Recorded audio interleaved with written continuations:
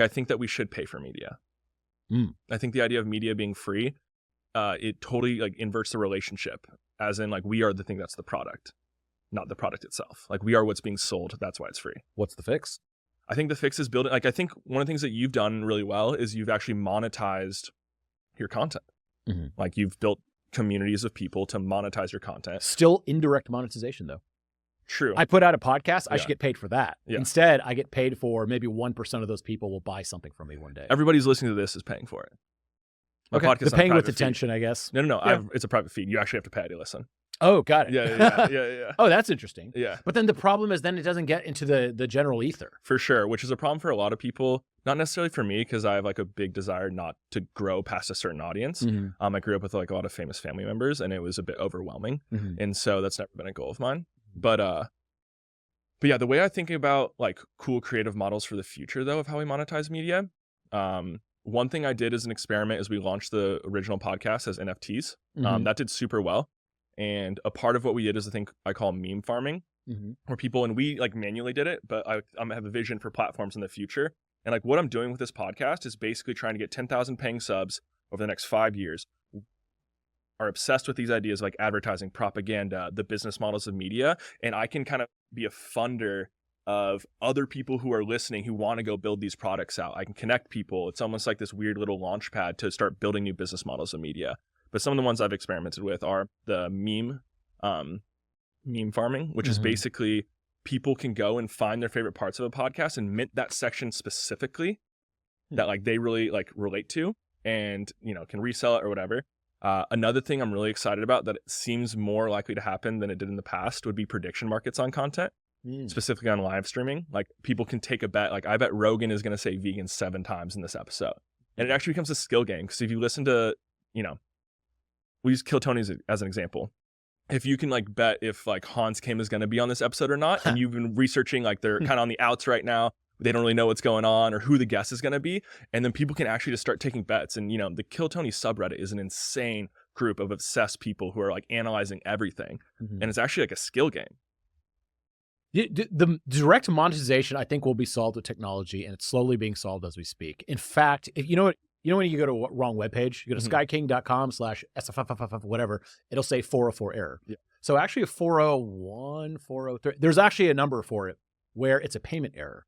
So when they built the rails to the internet, they actually planned on making payments, and then they realized, all right, this shit's too hard. Yeah. Fast forward 20, 30 years, you're starting to get crypto, which is like the earliest kind of like way that we're like, decentralized, you can transfer money for very, very, very little money, that kind of thing. So I think we're starting to see the beginning of it. And I think there's a thing called the Project Brave browser. Yep. Where you can like essentially give money to the internet in a way. Now it sucks. It's still not there yet, but I think 5 years or so, we'll start having these things where like projects where you like tip the internet. So let's say I watched a YouTube video, I watched a short, I watched an article, I really liked all of them. At the end of the month, what if I could like tip the internet $5 total, and it splits it up? That means that short video I watched for 8 seconds, it might get 0.008 cents, right? So it might get very little, but in aggregate, it's actually something. Yep. So I do think that there's a world where that happens, where you get paid directly for your content. You make content, you put it out, you get paid directly for it. Right now, there's always this indirect route. So for example, the My First Million podcast, they get paid by HubSpot, right? HubSpot bought that company, got the podcast. So they actually like just basically bought all the advertising on the podcast. So they're actually selling HubSpot, and then they pay the hosts. Any sort of thing like Noah Kagan's. Noah Kagan will get people to his podcast, but hopefully they go to AppSumo, a company he owns, and then they buy something. Yeah. It's indirect. Mine, I hope they go to copywritingcourse.com and buy something and subscribe for $97 a month or $970 a year, whatever. That's the way I have to do it. So you still have to like get people here, but then also direct them there. For sure. But I guess that's been a story throughout time with advertising in the 50s, radio. There's always someone else footing the bill, and no one gets paid directly for their content, with the exception, streamers. Streamers do, for sure. Streamers have figured it out, and streamers are consistently 5 years ahead of the game. Every single time. Super likes, liking for money, all that kind of stuff. All the new technology that you see on YouTube come out, that shit was old school on like Twitch. Yeah. So streamers are way ahead of the game. I think streamers are the original podcasters, all that kind of stuff. For sure. The technology level they're dealing with is beyond what most people are doing. Yeah, 100%. Well, back to like there's always been advertising. A lot of that came around in the 40s. because essentially FDR and this guy Henry Weiss got together, and he's the guy who created Fortune, Time, and Life magazine, and they made advertising something that you could expense. Before that, you had to pay out of profits. It wasn't like an expense account, or like it wasn't taxable, and that just subsidized the entire advertising industry. They increased advertising over the next 10 years by $9.8 billion per year, which in 1940s dollars is like a fuck ton of dollars. I think it's around 160. I've never heard this theory. Dude, it's crazy. I don't even know if it's a theory. It yeah. Like this fact. is what happened in history. No, you're absolutely right. Like at the end of the year, for tax reasons, I'll try to burn a lot of money, but I'll spend money on advertising because it's a deduction. Yes. Otherwise, I wouldn't do it. For sure. And what's even more like insidious than that is the last time that mainstream media of like the 1940s spoke about the dangers of smoking tobacco was in 1941. I think this went into effect in 1942, other than Reader's Digest, until 1970 when we outlawed tobacco advertisements. They estimate 20 million people died because of smoking cigarettes during that time period. And it was just a full-on media blackout based on the actual customer of the media, which was the tobacco industry. Now it's like pharma and all the kind of things that people don't and necessarily like. Yeah. At least that's trying to make you like healthy in a way. If it works or not, I don't know. But it's sorry, sponsor.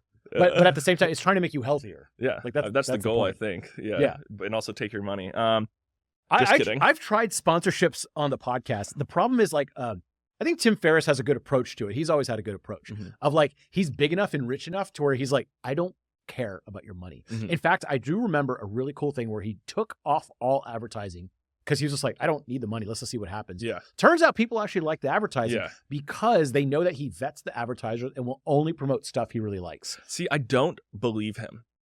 I don't believe that's what happened. I partially believe him. I mostly believe him. I would believe him more because I agree. Tim Ferriss circa 2017 when I'd never tried Four Sigmatic before, but now like he just does the same sponsors as all my clients. You know what I mean? Everybody does the same ones. It's Momentous, but maybe he actually likes Element. He does like him, but it was like it was cool when in his books and stuff. Like Tim Ferriss, I think gained so much traction and validity by recommending great products, and that's what was like a vehicle of the podcast. But he's not this like experimenter in that same way, and he has been for like the last 5 years. And so now he's just kind of doing all the like same 5 brands that represent my clients. He does do that with his Kevin Rose show. That's my only. That's my favorite show. Tim Ferriss. The random show. I love the random show, bro. Where they kind of go back and forth and like recommend stuff. Yeah. So that one actually, those are the ones I actually listen to. Like the ones I see Kevin Rose on there, and I'm like, yeah, I'm gonna click that one. Yeah. So I hear a lot. I always go to that one, 100%. Well, then who's the arbiter of like what's good now? Who's an example of like someone who recommends good products without taking sponsorship? Because it is a difficult thing. It's a super difficult thing. I'm not really on the search for products all the time, so I'm not sure. What about you? Do you have any ideas? I mean, I just see like on Twitter, Twitter recommendations of people. You know, who like, actually is really good as Levels. Like Peter Levels, is that his name? I think. Yeah. I always like buy shit. Dude, I think he single-handedly kicked off the whole creatine craze again. Creatine's been around for a while, and all of a sudden everyone's talking about it. I was like, I swear it's him talking about it. Yeah. Have you tried these creatine gummies we have out here? No, I have some creatine ones that are like in a pill form. These are gummies. They're delicious. They've definitely made me take a lot of creatine. What are they called? Create. Are they a sponsor?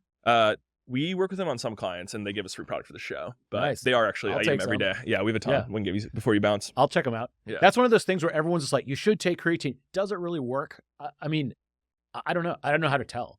Yeah. I don't know how to tell on any of this stuff. I mean, it takes like 30 days, but I definitely noticed like my muscles got a lot bigger. It's also when I was lifting. You do retain like water weight, so I'm like, it does something. Sure. Yeah. I have a problem with like a lot of supplements, especially as a copywriter. A lot of people will come to me for like supplement shit, and like there's some things I just ethically can't like work on. I can't do it because I'm like, I don't believe this. For sure. They'll just say like, oh, this study shows that liver function is increased with this product, and I'm like, let's dig into this. Turns out it's a 1975 study with like 6 participants that are rats. That they saw like liver function increased like 3% overall, and you're just like, dude, these numbers aren't like statistically significant in the slightest bit. In fact, this is like not right. Yeah. And like the way you measured it was weird, and like it's old stuff. And so a lot of supplements and stuff will advertise things like that, and then when you really dig into it, by the way, use AI to really help you dig into this stuff. For sure. Find the base studies that these claims are made on, and it'll show you all this bullshit stuff. It's really, really interesting how like little some of these supplements actually do anything. By being Indian, half my friends are doctors. Yeah. So like, and one of my doctor friends, she said this. She said a lot of my clients have $1 million pee. It's just like they take this like boatload of supplements, especially some older people. They're like, I heard this is good for your bones. I heard this, and they're taking everything. They're just like, look, certain supplements, vitamin A, B, D, or all these like the major ones, right? Yeah. Yes, there is scientific explanation that they work really well. All this other stuff you're taking though, very, very unlikely. Or if it does anything, it's like 0.02%, right? Most of it's going to be just like getting out in the sunlight and blah, blah, blah. You eating well, all those stuff, For sure. I really like examine.com. Have you ever checked that? Yeah, Sol Orwell, Dude, one of my buddies. So really, I love it so much for like actually looking into the efficacy of stuff.